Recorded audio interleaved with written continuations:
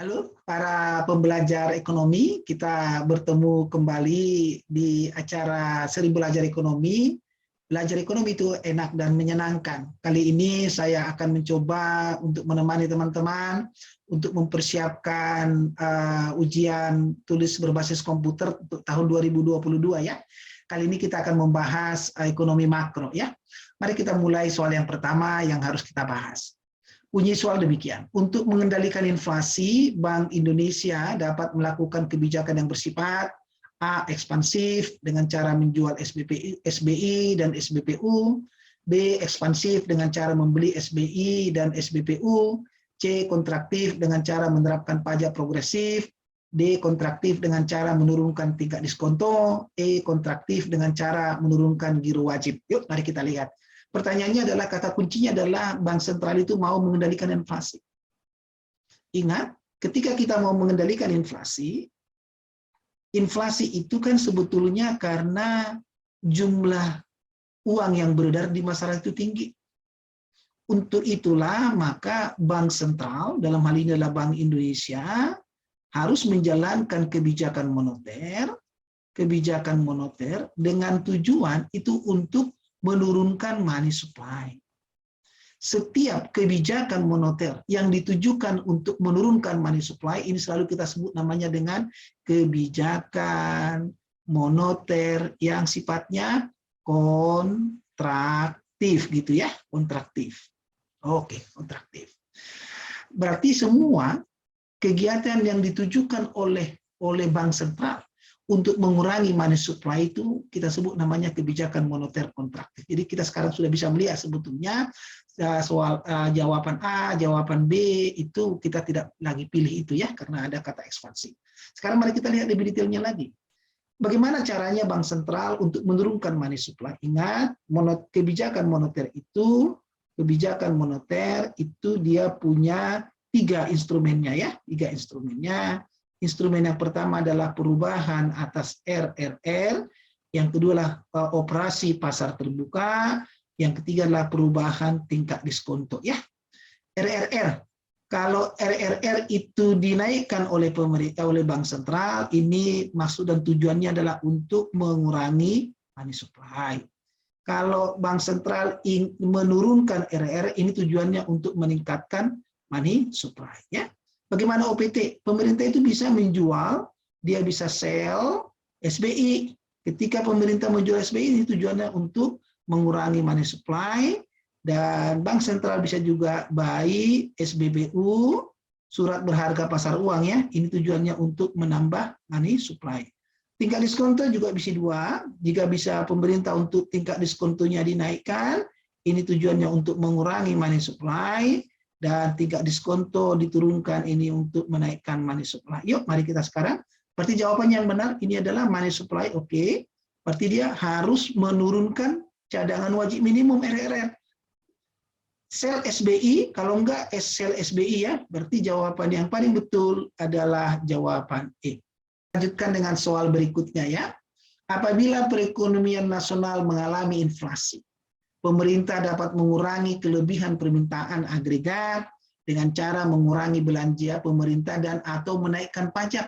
Tindakan pemerintah itu termasuk dalam kebijakan. Nah, ini sederhana saja sebetulnya, tapi sebetulnya sederhana. Semua kebijakan pemerintah, ya. Jadi kalau kita katakan kebijakan pemerintah yang dilakukan melalui perubahan atas pengeluaran pemerintah dan perubahan atas penerimaan pemerintah, ini semua adalah namanya dengan kebijakan fiskal. Kebijakan fiskal ya, kebijakan fiskal.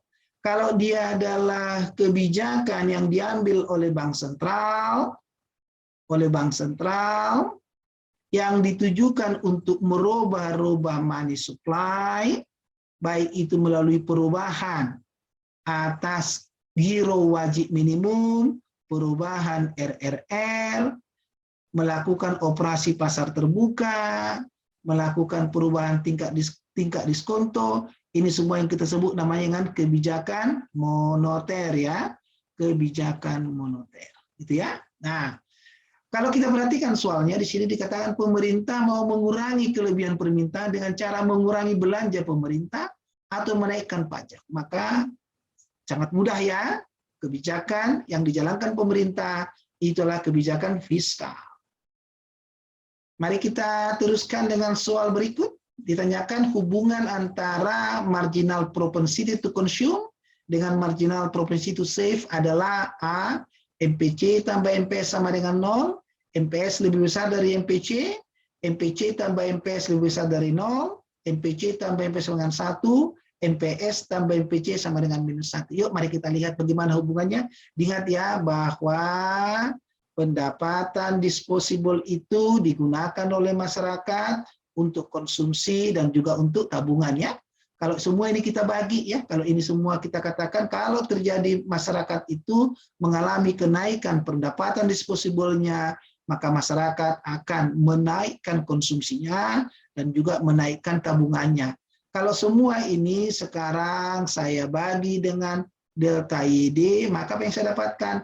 Delta YD saya bagi dengan delta YD sama dengan delta C dibagi dengan delta YD sama tambah dengan delta S saya bagi dengan delta YD ya. Delta YD pertambahan disposable income dibagi pertambahan dengan sama dengan 1 akan sama dengan pertambahan konsumsi. Oleh karena pertambahan pendapatan disposable-nya itu kan adalah MPC.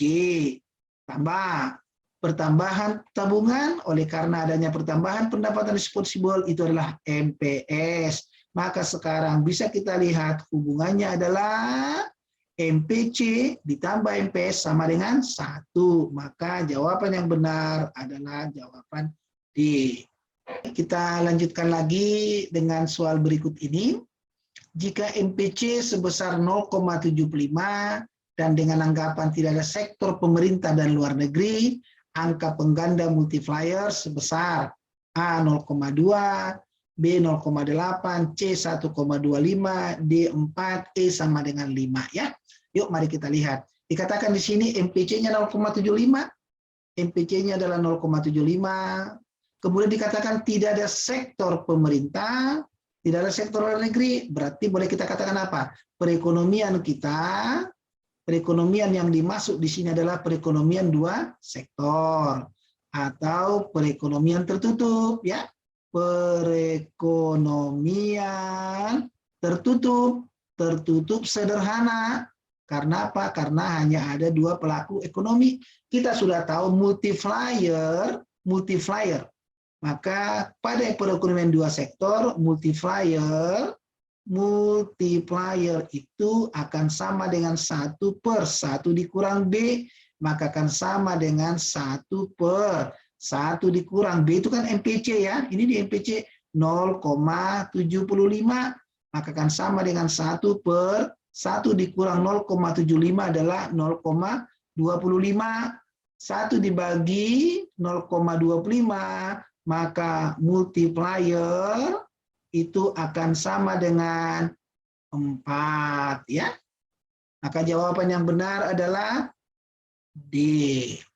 Ayo masih semangat ya. Kita lanjut dengan soal berikut ini. Jika fungsi konsumsi satu negara dinyatakan C sama dengan 200 miliar tambah 0,8 Y dan Y adalah pendapatan nasional, fungsi tabungan negara tersebut adalah A, B, C, D, E ya. Mari kita lihat. Bagaimana caranya? Caranya adalah kita sekarang melihat, ingat, pendapatan disposable masyarakat itu digunakan untuk konsumsi dan juga untuk tabungan ya.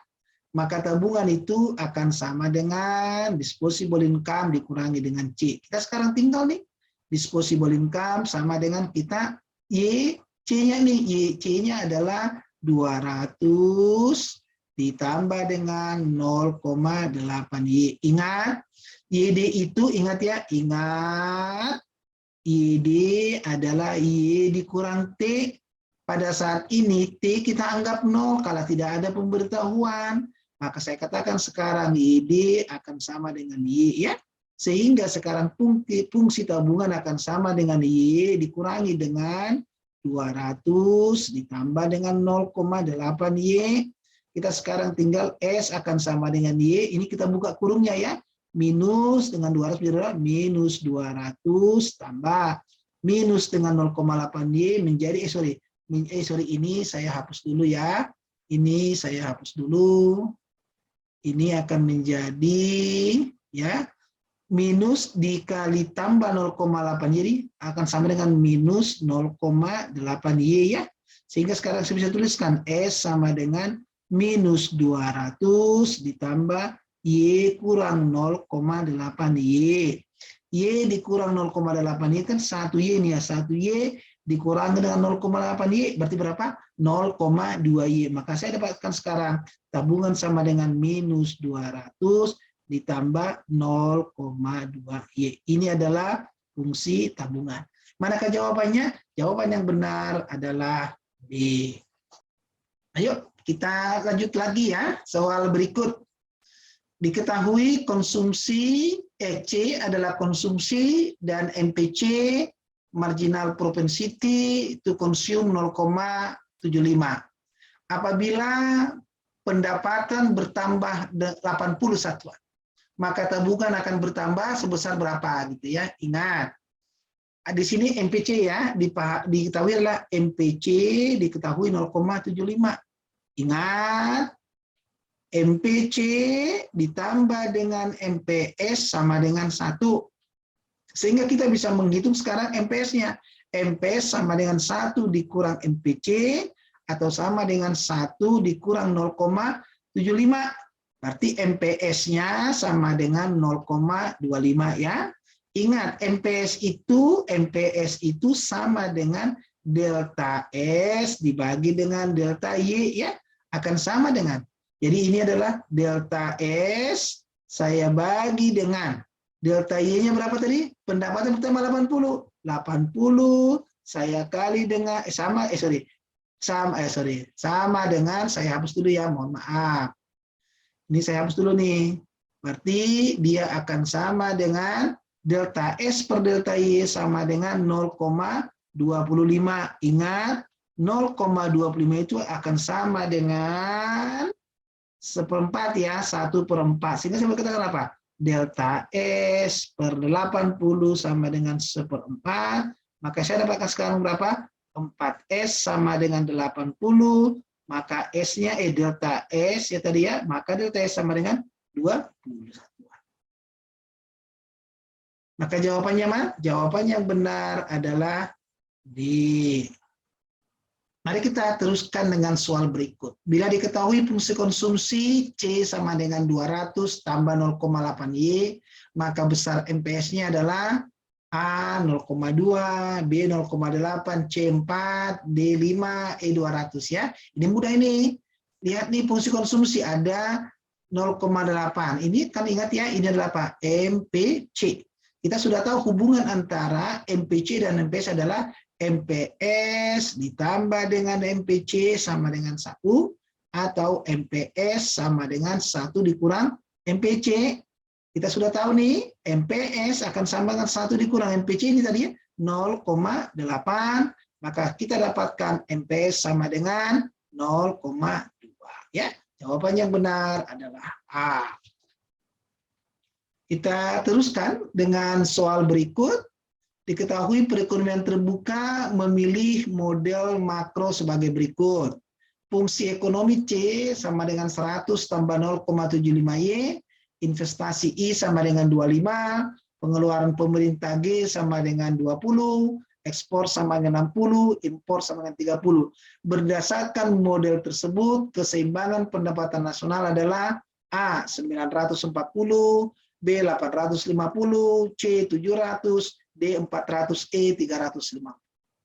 Yuk, mari kita lihat bagaimana caranya. Ingat ya, keseimbangan ekonomi untuk perekonomian terbuka ya. Keseimbangan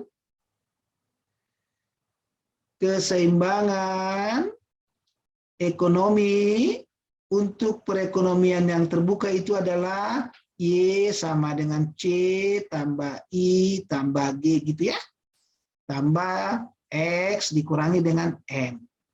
Sekarang yuk kita lihat, Y akan sama dengan, apa tadi fungsi konsumsi ada di atas ya, 100 ditambah 0,75 Y.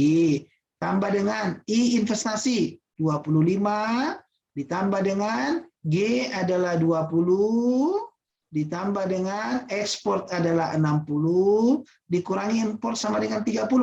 Maka sekarang kita sudah dapat Y akan sama dengan ini 100 tambah 25 125 tambah 20 145 tambah 60 adalah 205 tambah kurang 30 205 kurang 30 itu akan sama dengan, maka itu adalah 175 ya. Ini akan sama dengan Y sama dengan 175 ditambah dengan 0,25 Y. 0,75 Y. Kita pindah ke sini ya.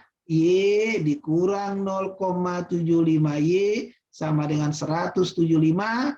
Y dikurang 0,75 Y itu adalah 0,25 Y sama dengan 175.